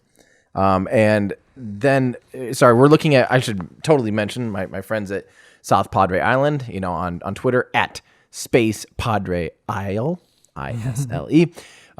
They are awesome, and they've been covering a lot of the stuff. And Mary and Maria and Nomad and all the people down there in the area have been doing an awesome job of covering everything Starship and Star Hopper. But this is the Starship that we actually saw at the presentation. So remember the presentation, they had the one of the fins, the nose cone, and all that stuff. They took it all off. They actually added more hardware. They started to get the actuators and all the stuff that are going to control the fins. They moved it down the road, and it sounds like they're probably going to do the pressure test first, maybe without all the extra hardware on there in case something goes wrong. And they don't want to do a pressure test. You can't really do that, near the village and near all their other, their offices and all. So this is basically, a 1.5 miles, 2.5 kilometers away from where it's built. And where it's built, you just typically don't test your hardware where you build it, because if something goes wrong, you lose all the stuff that you built it out of. So they're moving it out to the pad, and I think they're going to probably start doing like pressure tests, maybe installing the Raptors here soon, installing the rest of the hardware, and they're still literally trying to fly it in a couple weeks, basically. Wow. Yeah, and I have to go see that. I was gonna say you better start driving now. I had to see that, and I mean, just so it's actually going up on the stand and everything. So I'm kind of just scrolling through, those of you listening, kind of scrolling through South Padre Island's pictures this is from the beach. You can see it getting stacked up on the stand. It was pushed around by this roll lift driver or roll lift thing that pushed it all the way down. The whole thing. It actually moved really quickly too. Like the video of it, Boca Chica Mary had some really good video of it, in transit, and it's moving quickly. NASA Spaceflight posted it on their YouTube channel. Definitely go check that out. And man, I mean, they got it down there in a hurry, and you can start to see, those are going to be the landing legs there. There's 6 of them, and this is all literally coming together, and it's just absolutely nutty. Here's a video of the little crawler thing with Isn't that cool? I feel like the hero in this story is that crane that somehow lifts it up. Yeah, the crane is the hero, and I think this rolly thing with all the wheels is... How many wheels is that? It's a lot. 1, 2, 3, 4, 5, 6, 7, 8, 9, 10, 11, 12 on... I think pairs of 12 there's like or even... 4 on each. Yeah, Holy there's crap, a so lot that's of wheels. 4 times 12 is 48 Yeah, that on roll... each side. So that's 96. there's 96 wheels on that thing. Wow. Maybe they were unfamiliar with using like the tire track kind of thing that they use for, like the crawler. Yeah, like for the Apollo stuff. No, but isn't that cool? Well, though? we got a flat tire, guys. Yeah, like Hang Stop. on. And let's get a jack out here to lift this thing up. Oh wait, you have Starship on top of it. Oops. Can you move Starship real quick? And Yeah, can we just fix the tire? get that crane out there? Jeez, look at that thing.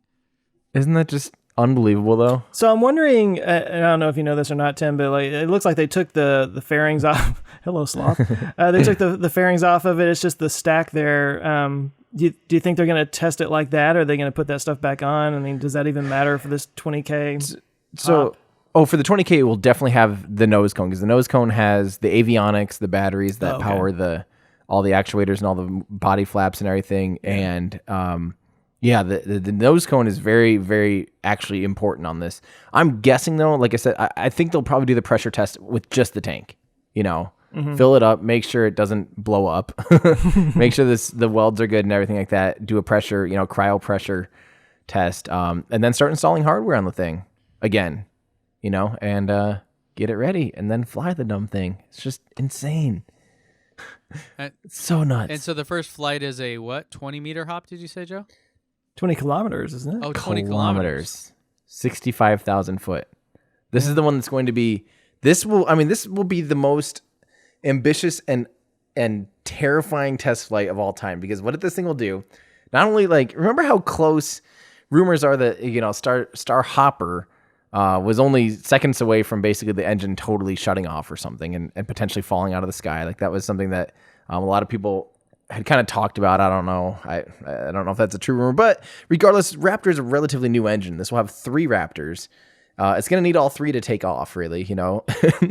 Imagine if one of those 3 doesn't go well on the ascent already. That's pretty nuts. Mm-hmm. But then even more nuts is once it goes up, it'll coast, it'll only fire its engines for a few seconds and it'll coast up, or I don't know, 60 seconds or a minute or something, 60 seconds and a minute, I don't know. Then it'll go up, it'll coast, and then it'll do the belly flop maneuver. It'll fall belly first. And then it's going to have to go from that belly flop to that tail down landing and fire up all 3 Raptor engines again. Wow. And do that landing, and all at a kilometer in altitude. And it's like base jumping, man. That's sketchy. It's crazy, and I really hope it goes well. And I really want to see it, because if it does go well, it's going to be unbelievable, and I'm going to crap my pants even more than I did when I saw Starhopper fly. And if it doesn't go well, I'm going to crap my pants even more, because that'll be quite the boom. No, there's a lot of opportunity for boom on this one. That's anomalies, sure. Guys. They're called anomalies. This is unscheduled rapid disassembly. Is that the? Yep, RUDs. But then again, that's or rapid unscheduled. Yeah. Okay. But that's also why part of this is why they're doing it so cheap, because it is so high risk. Like, why make a crazy thing? That's why it's wrinkly and kind of ugly and just pieced together with Tesla batteries and all that stuff. Do it on the cheap, because if it blows up, it's not. It's only 3 or 4 months of work, and not 3 or 4 years of work. And that's the SpaceX way. So that's the SpaceX way.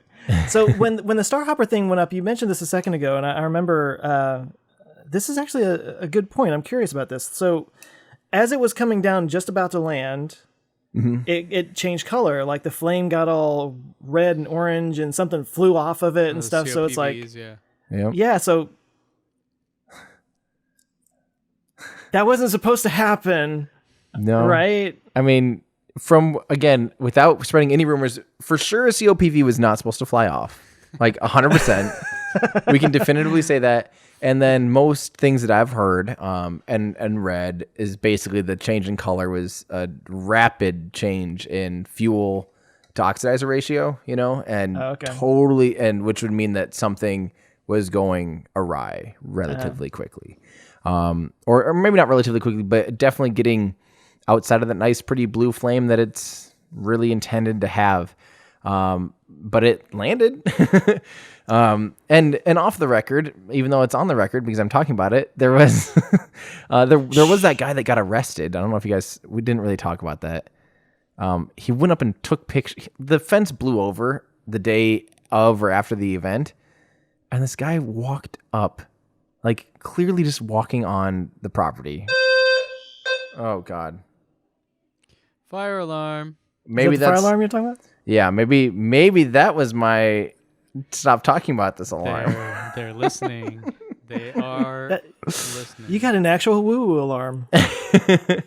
But basically, moral of the story is the guy got arrested for literally just walking up to it. Even the fence was knocked down, and he just walked up to it and took a bunch of pictures and posted them online and got himself arrested. So don't do that. Don't do that. Don't do that. But yeah, those pictures were kind of, I guess, led to more speculation about what exactly happened with that hop test. But it landed, and it's in one piece. So success. Man, System validated. Treelon is killing it right now. Treelon is killing it. Do we need to talk about Treelon?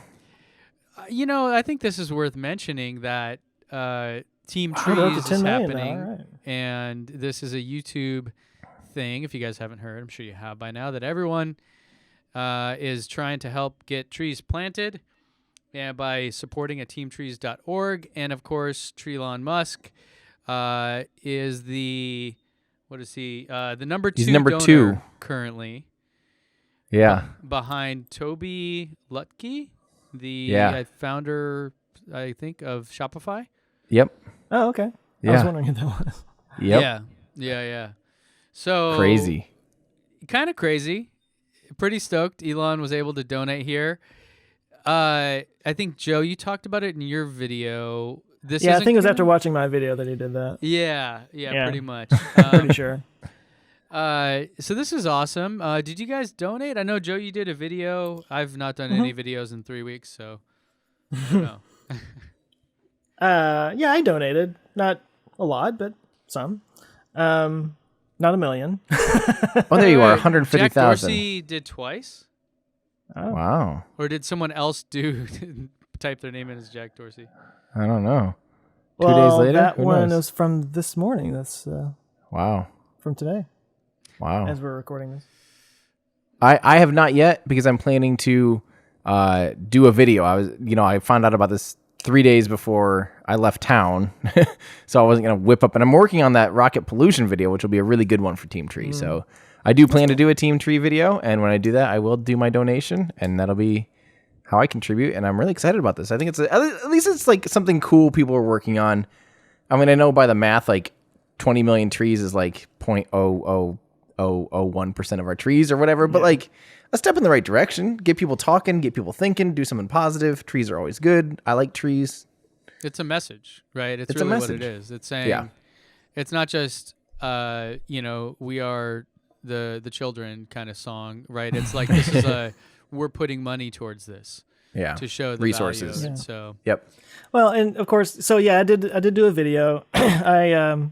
Destin from Smarter Every Day kind of talked me into it. That's my name drop for today. But no, I mean, that was kind of something that I said in my video, was like, this isn't the solution, but it might be part of the solution. And planting a tree is just like a very simple, cheap thing that everybody can do, just to do something, But of course, I got a lot of comments that were, basically saying what you were saying. It's a drop in the bucket. Some people were like, well, you got to make sure you plant the right trees in the right places. And I'm like, well, that's why we're giving to the Arbor Day Foundation. Yeah, someone They that know knows kind this of stuff. Yeah. So, and there's some people. So I've always I've been talking a lot lately about the whole carbon capture thing, and I know that's kind of controversial in some circles. And one of the arguments for that, just to be fair, is that one large scale direct air capture system. I'm sorry, guys. just hit mute there. It scares me every time. I hate this. I will mute myself for now. It's a very weird thing. But no, one direct air capture system could capture as much carbon as, like, I don't know, 1,000 acres of trees or something like that. So at a time when we need as much land as possible for food production, because we have a growing population, there's an argument to be made there. There's arguments to be made against it too, of course. But so yeah, there are people that were coming in the video that were like, well, yeah, it captures carbon when it makes the tree, but then when the tree dies, it gets released back up, so it's more of a short temporary thing. Whereas things temporary, like hundreds of years, sure. Exactly, yeah, and so that's the argument for the trees, is that yes, they lock this away, and as opposed to say grass or algae, which is actually probably what makes most of our oxygen and whatnot. It's something that does get locked away in a tree. Yeah. It's trees are basically just carbon. Yeah. That's basically all it is. It pulls in the carbon dioxide, strips the oxygen out, uses the carbon to build itself, and then releases the Big oxygen bag back of carbon. into the atmosphere. Yeah. So it is a way to lock it away. So yeah, the only thought, I mean, I think it's just a message, and it's that's the point of it. Yeah, I think you're right. From the science side, my first thought when I saw that, along that same vein of like, what, this isn't going to work, was that, and I looked it up to, have something to base this on, was that phytoplankton in the ocean are what generate most of our oxygen that we actually breathe. And I'm looking here, it says 50 to 85% of the oxygen we breathe comes from that, not from trees. So, I'm fully supportive of it from that. But from the science side, I'm like, let's protect the oceans, because that's kind of a more important thing. Yeah. But again, to round it all off, just like both of you guys are saying, I think the important thing is just even getting people just thinking more about this and caring and putting resources towards it. And, maybe this is the first step of like, people like, I'd pay $20 a year to make sure we're planting more trees or whatever. Maybe we'll just start putting that into, taxes or something and have a, something Climate that makes tax. sure a climate tax or something. Literally, I mean, maybe this will just get the conversation going and really popularize this idea and get people thinking about carbon capture and oxygen and trees and all that stuff. Well, to And no more climate talk, apparently. We're done. yeah, Big Oil just heard you saying that, and they're shutting it down. No, so sort of to counter what you're saying just a little bit on that, like one of the things that I like about the tree message is that something I get constantly in my comments is they want to tax us to death. It's a way to spread socialism and all this. Like that's something I get a lot. That's sort of part of the big conspiracy theory. But can you argue with somebody planting a tree? Like, how are you going to argue against planting a tree? Nobody's against that. So it's kind of softening the message a little bit, but still open getting fields. people. I hate when there's too many trees here. Get these trees out of here. I skied into a tree one time. Screw all of them. Yeah. Yeah, trees are. But that was why I thought that's a pretty good message, because people get so hung up on the politics of it, whereas you can just kind of step back and be like, trees. Yeah, like I mean, it's just trees. Come on. I think the broader solution, because I'm an economics guy, is an actual carbon tax. But the thing people don't understand about when they hear that term is that the idea is you would remove other taxes. So a great example would be, and I think this was Ronald Reagan's chief economist or somebody that came up with this. So it was like, this is a Republican idea, was to remove corporate income tax and personal income tax, and like completely, like zero in the U.S., and replace it with a carbon tax. So if what you do, and everyone, what we do at some level is, generates carbon or uses carbon. So we all would have some tax to pay there, but that would more than offset it. And it also would incentivize companies to, one, grow their business and not try to avoid paying taxes because you no longer have income tax. It would give people more money in their pocket, and it would shift the activities away from things that hurt the planet. So it's kind of like an all-around solution there. So I think that's, and it's funny, it's kind of a monetary solution. It's not a political one. It's not like these guys are bad, these guys are good. It's just like, hey, let's put the money, organize it, and put the pots of gold in the places where we want people to go. And it's kind of like anybody can go over there. Not saying this guys are bad, this guys are good, but like, let's design a system that incentivizes people in the right ways. Yeah. Well, so it's, again, I'm just going off of the comments that I get all the time. And people seem to be angry that there's companies making money off of new climate change innovation kind of thing. And I see that and I'm like, but that's capitalism. That's how it works. Yeah. Like there's a new mindset that people have. We want to have different priorities. We need to face things a certain way, and companies spring up and say, oh, here's a better way of doing it, or here's a different way of doing it that more fits your priorities and whatnot. And people give them money. That's how it works, Yeah. The irony of a lot of the problems with this is that the free marketers that claim, they believe in a free market, even though that doesn't truly exist, they think that it's when a new technology comes and disrupts an old one, that it's totally fine for these older technologies to buy politicians to put in legislation to stop the new technology. That's Right. like the exact opposite of a free market, right? It is 100%. It should be, hey, this is just a better way of doing it. Wind energy just turns out to be better in Texas than oil, believe it or not. You know what I mean? Things like that. So, yeah, it's a weird thing. I hate when economics and politics get mixed, because from the economic side, it's always like a very cut and dry answer. Like you want to reduce the amount of time. A big way to reduce the amount of crime and money spent on crime: make drugs legal. People may not agree with that, but from an economic standpoint, that totally makes sense. You know what I mean? So it's one of those things where I think that it's hard to have those discussions without politics creeping in.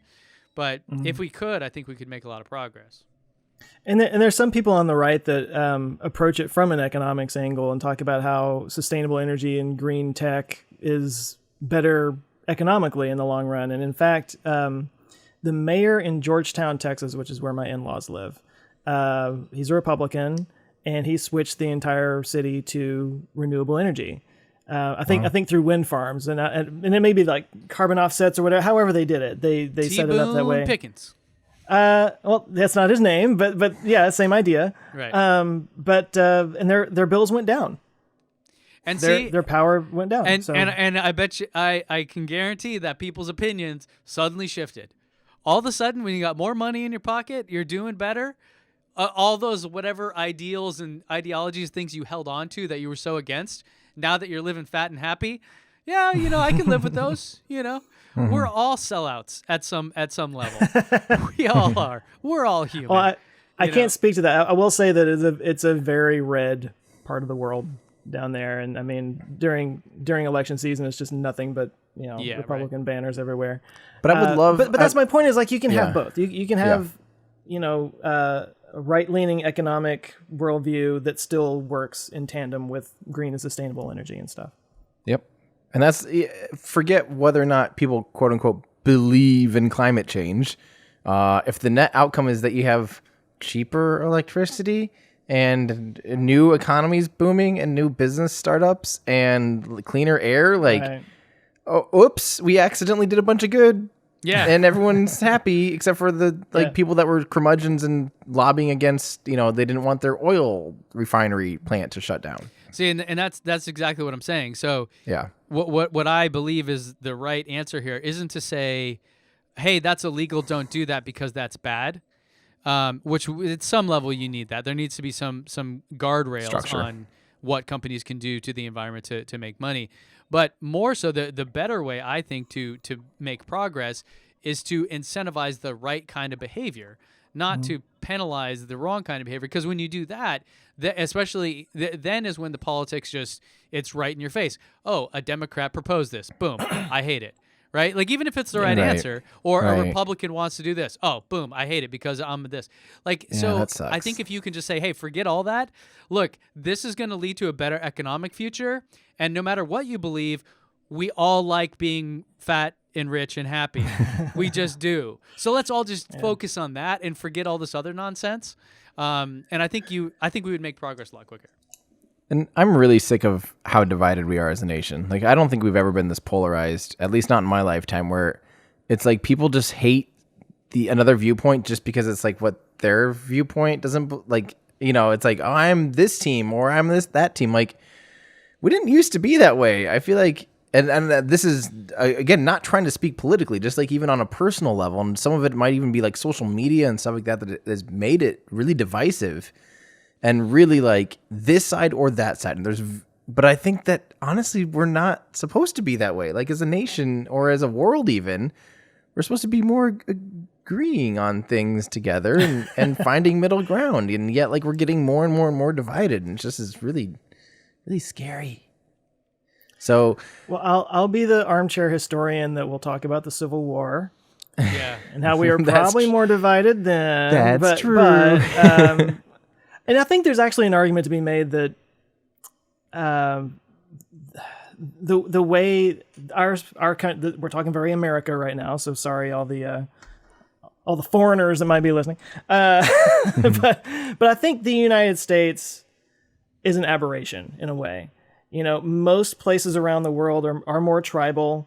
The countries are more culturally homogenous. Whereas the United States is more of the melting pot, and we have all these different people from different backgrounds and ideas and stuff. And I think it's always going to be a little bit like walking on a razor's edge for us. Like there's always going to be division and conflict ideologically. It's very toxic right now, and I don't like it either. It's very disturbing. But I don't know that it's the worst it's ever been. I don't know that it's ever going to be the way we want it to be. It's always going to be. To your point, though, and I'm a bit of a contrarian in this thinking in a lot of ways, is that we kind of need this to make progress. We need different opinions, and we need different ways of viewing things, and we need to have arguments, and we need to have conflict. We just need to be more civil about it, I think, is really the problem. No, that's my point, is more not that people disagree, but that people will automatically, on the face of something, have a predestined stance almost towards something just because of someone else's already differing viewpoint. They'll be like, well, they thought of it. I don't like that. Or like, it's hard. It's hard to remove our own bias, right? It is. And now we're all guilty of it. Like, Tim, you think the Model 3 is the best Tesla, and you're just wrong. But it's okay. We all have a bias. We all can't get out of it, There's a meme that I've seen floating around that I'm going to paraphrase it, but it says, we were brought up being told not to talk about politics and religion when we should have been taught how to discuss difficult topics without it becoming a problem, Yeah. Fair enough. Yeah. Yeah. Well, I think we should move on now, and we got a little ranty there, didn't we? Now that we solved that. Right. Now that that's fixed. And now that we somehow divided our entire audience even more or something, probably. Why don't our subscribers go down by half? Why don't we solve one of the other biggest problems out there? Yes. And that is climate change. No. Speaking of battery packs, I'm going to bounce back to a segue from 45 minutes ago. Speaking of battery packs, Ben. Yeah. So in California's on fire. All of it. Current status. It's like the flame icon. And this is not uncommon. This happens every year about this time. Which, by the way, if you guys ever want to visit, say, Southern California, except for the fires, October, this is the best time of year. It's less crowded, it's sunnier, it's warmer, it's more fun. Anyways, so one of the challenges with these fires is power, and we've been having these power companies, PG&E, SDG&E, I'm sure there's another G&E in there somewhere, are turning off power intentionally. For 2.5 million people or something like that. The estimate last I saw was, and for a lot of people, that's a real problem, right? You have your kidney dialysis machine. You've got real stuff that needs power. Well, even groceries. That's not convenient to have all your fridge of groceries go bad every couple days. That's not good. I mean, not good. Imagine if you're lower income. That's right. I can't even eat. I don't have money to buy these things when they go bad. Right. Yeah. It's a real, so it's devastating turning off power to people. So us rich folks can buy home batteries for $15,000 and be like, yeah, screw you guys, which is fine. But another idea would be to use your electric vehicle and run off of that, because even the smallest electric vehicles have a tremendous amount of power, right? What did we talk about earlier? The Mini Cooper, 32 kilowatt hours of energy is still a tremendous amount. If you think about most homes average around 1 kilowatt hour of energy per hour, 1 kilowatt per hour, like an actual definition of a kilowatt hour, then that would go 32 hours of power. Yeah. That'll get you by. Really quick, Ben, can I just say you ruined this segment, because normally we start off with the question instead of going into the whole thing here first. No. This is this week's Why Don't They Just? I'm getting to the question. Sounds like you're getting to the answer already. No, this is the question. The question is, so why don't they just let us do that? Why don't they let us use, I'm paraphrasing the question, why don't they let us plug our electric cars into our homes and run the electricity off of that? Today's Why Don't They Just comes from Austin Thien on Twitter, at Austin Thien. You have to speak of it in past tense, because it's already... Why don't they just slap a DC-AC inverter on the wall charger for Tesla and use an automatic transfer switch for vehicle-to-home grid? Or link the car to Powerwall as an auxiliary battery. So, Ben, cars have 32 kilowatts of batteries if it's a something, and why don't they just do that? Well, it's the questions for you guys. So I was setting up the context of why you would even want that is really the question. Joe, let's hear it. I actually responded to Austin. He said, "Try it." I said, "Why don't you try it and tell us what happens?" Yeah. Which is kind of a dick thing to say, and I apologize, Austin. It wasn't meant to sound like that, but I it's coming from a place of total ignorance because I have no idea like why that would be a challenge or why it would be difficult. Like, you know, in the engineering of things, I don't know why we can't do that. So I'm no help to anybody here. Here's my answer. I think the vehicle already has the capability to do that. It already has a DC-AC inverter built into it. The Nissan Leaf already has vehicle to home grid capability. I believe Tesla's actually did way back in the day have that ability already. No, Ben's shaking his head. Keep going. But I know it has been talked about by Elon even on Twitter as why don't you just do this? He's like, we should do that, you know. And I absolutely agree. Why don't we have that? So Austin, why don't we have that? I definitely want it. So I just don't know. I don't know what the hang up is.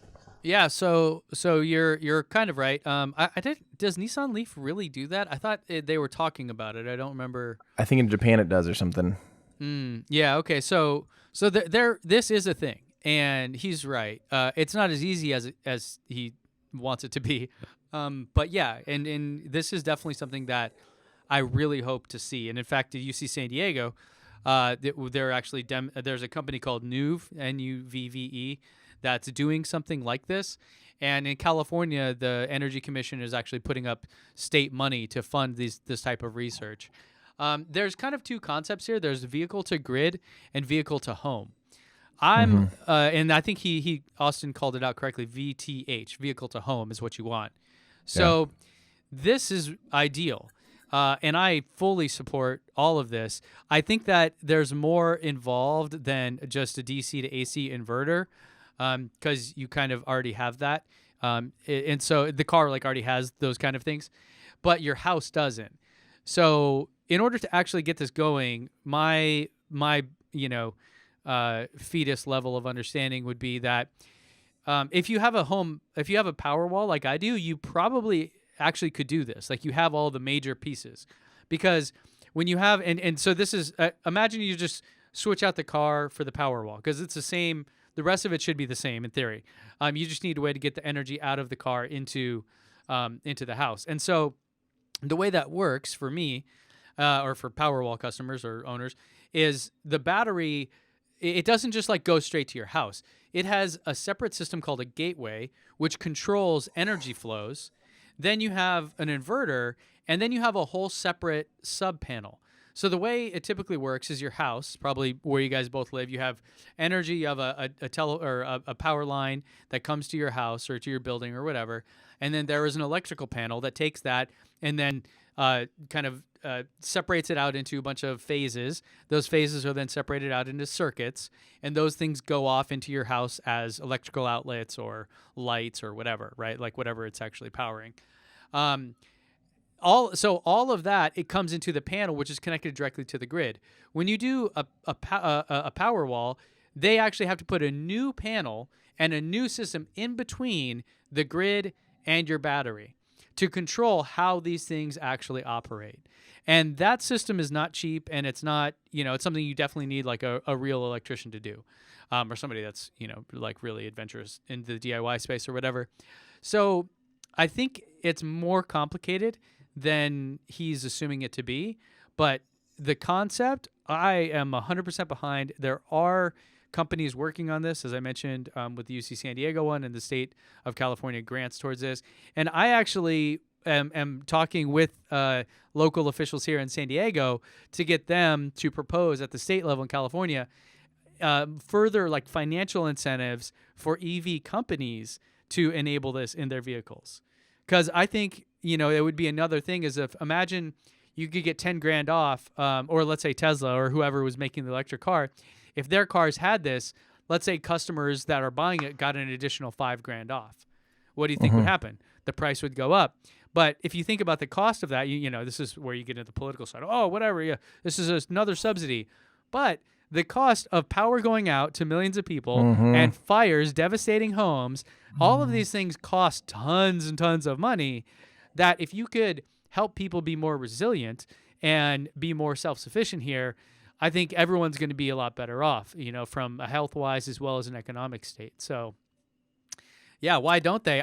They are working on it, but it's a bit more complicated, at least as far as I understand. Yeah. There's more things that I wanted to talk about, like the Sabre engine today and Virgin Galactic going public. But I think maybe we'll just save that for the next show because, But there was one thing that I really wanted to share with you guys. And this is my last thing I wanted to share. And I just had to share it for Halloween. I saw this on Twitter this morning. I'm going to read it out loud. This is our daughter, Alice, is going as Tim Dodd, the everyday astronaut, a YouTube quote unquote star. This is like a 2 or 3 year old kid wearing little binoculars and an orange jumpsuit with an everyday astronaut patch and my glasses. That's too much. And her hair is exactly like yours. Exactly like mine. And the exact opposite, basically. How freaking adorable is this? Oh my heart melted. I didn't even know that I had that big of a soft spot for children, and now I'm just like sitting here like, that's the cutest thing I've ever seen. Did you say this person's name? Oh, sorry. This was G Tweets 6 at G Tweet 6 on Twitter, and that not only made my morning, that made my day. That might just make my whole month. I mean, that is the cutest, and that's really cute. It really is just the most adorable thing ever. Where did the binoculars come from? I don't remember. Is that old school? Actually, those are the exact same ones that you used to wear, isn't it? They're exact same ones I used to wear. And all for me, I used to wear these Fisher Price binoculars that represent when I was a little kid, I used to stare through those binoculars and look up at the moon and just think about space exploration and stuff and space and all this stuff. And so I wore those with my spacesuit back in the day as a representation of, the kind of your childhood awe of the cosmos and childhood, just kind of that childish, yay. Yeah.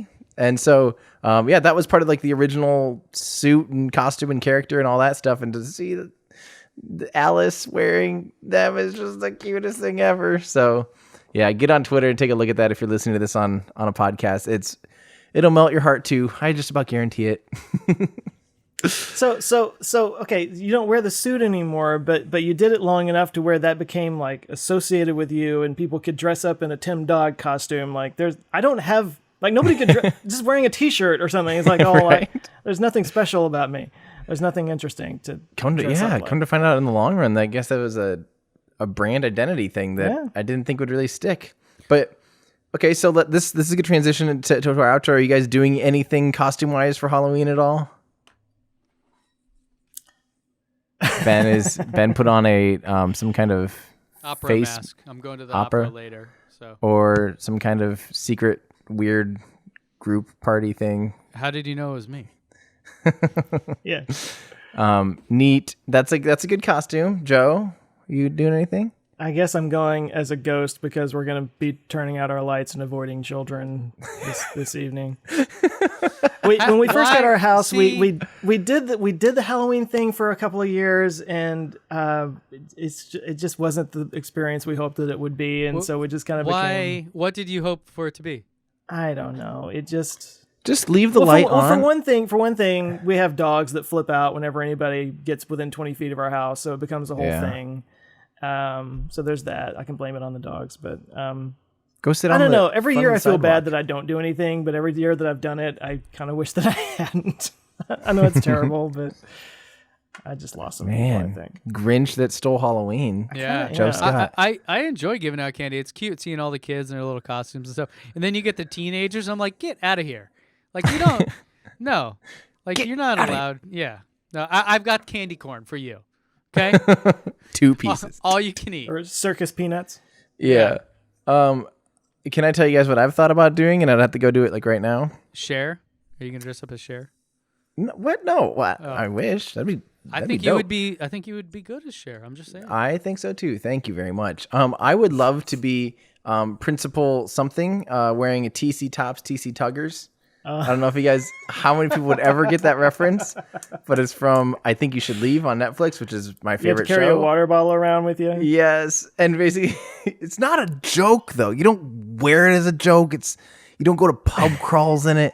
It's not like the Snuggie. You don't wear it as a joke.